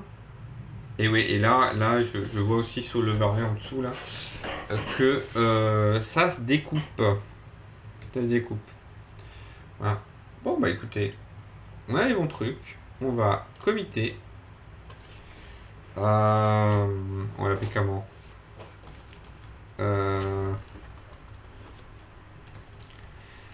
Groupement des messages à la suite d'un même utilisateur. Tac, voilà. On va committer. Pouce. Alors oui, je fais un dépôt Git parce que je suis en dual boot et ça commençait à me faire chier. Ça commençait à m'embêter de à chaque fois switcher entre les deux, de passer le code à droite à gauche, à droite à gauche. Bon. Du coup, maintenant, j'envoie ça sur un dépôt. Alors, c'est un dépôt privé, mais au moins, j'ai tout qui est là-bas. Je m'embête pas. Écoutez, je vous propose une petite pause, et puis on revient et on fait un peu de Fall Guys. Parce qu'on est déjà à 2 heures de stream et j'avais envie de jouer à Fall Guys, ça fait un petit moment. Et bah, petite pause, et je vous dis à tout de suite. Ne quittez pas.